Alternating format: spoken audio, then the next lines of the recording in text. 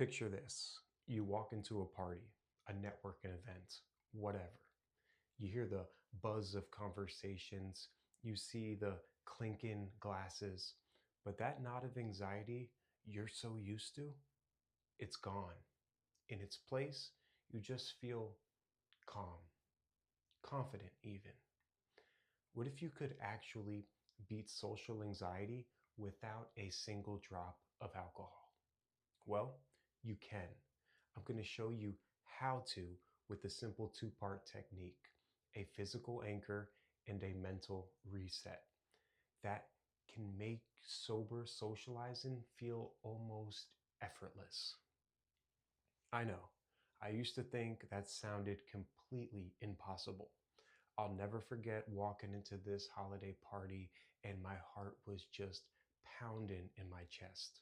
The room was so loud, so overwhelming, and my first instinct wasn't to go find my friends. It was to go find the bar. And not because I was dying for a drink, but because I was desperate for a shield, a prop.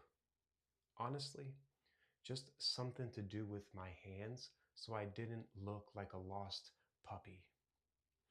For years, alcohol was my answer to social anxiety. So when I decided to stop drinking, I was terrified my social life was completely over. How was I supposed to handle a party, a date, or even a work event without that liquid courage? My first few sober events were a train wreck. First, I tried forcing it. I'd jump into conversations trying to be the fun, sober person, cracking these awkward jokes that just felt completely flat. Yeah, that just made my anxiety way worse.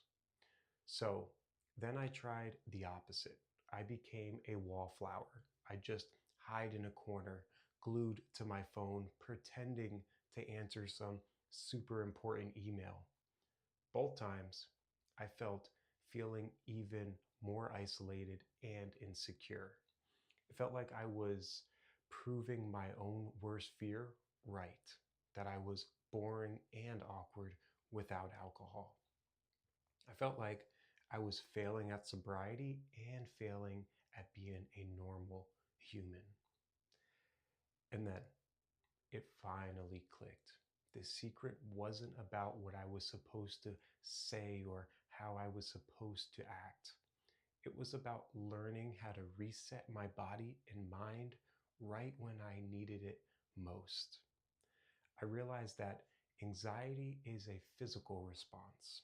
Your body is literally having a reaction, and you can interpret that response with the right tools.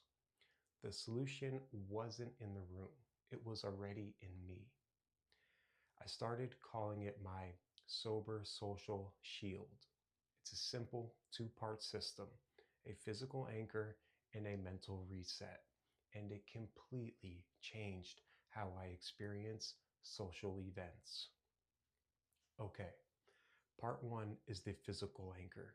This is a simple, real-world tool that grounds you when your mind starts spiraling.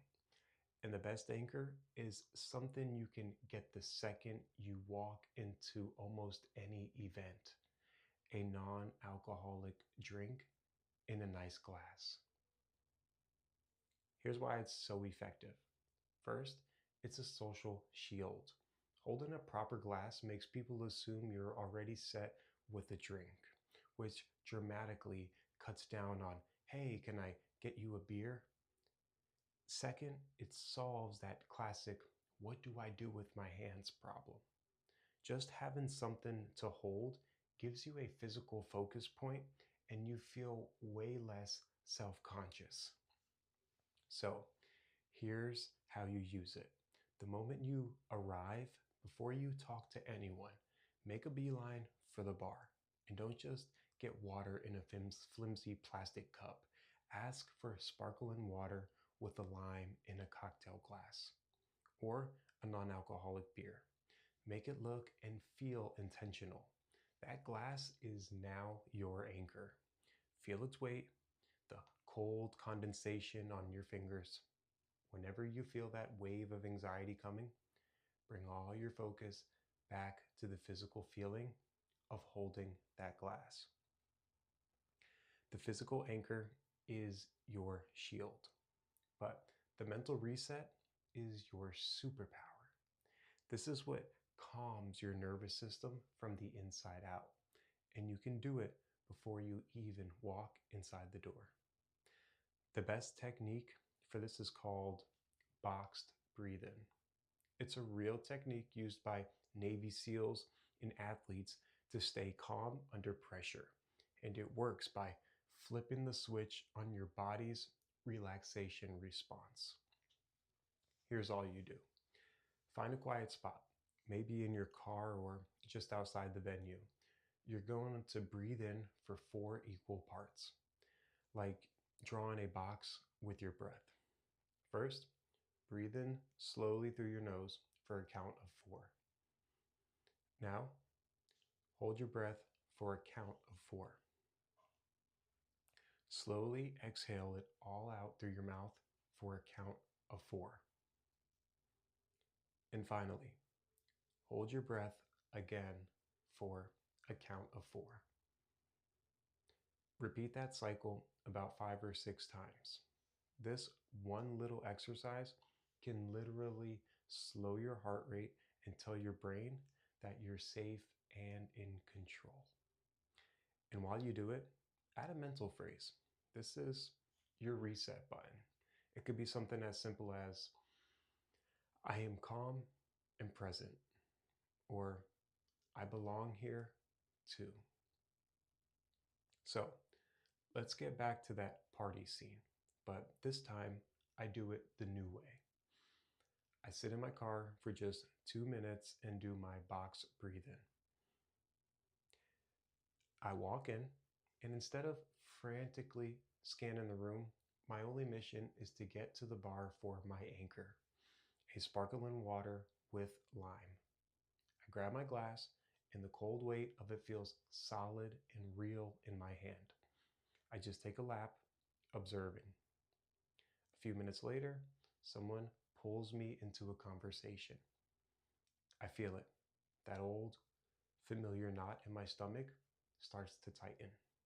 But this time, instead of panicking, I just press my fingers into the cold glass, my anchor, and I repeat that phrase in my head.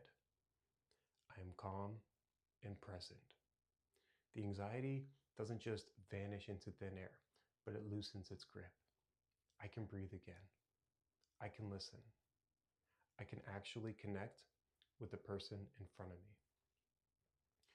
Real social confidence doesn't come from a bottle. It comes from knowing that you have the tools to manage your own state, no matter what. The sober shield, that physical anchor, combined with the mental reset, gives you the control back. You regulate your nervous system before you go in, and you ground yourself with an anchor while you're there. It's a simple, discreet, and incredibly powerful way to walk into any event feeling not anxious, not afraid, but just effortlessly you. I really hope you'll try this 2-part technique at your next social event. Prepare your mental reset before you go, and grab your physical anchor as soon as you arrive. Then come back here and share how it went in the comments. You are definitely not alone in feeling this way, and your story might just be the encouragement someone else needs to hear.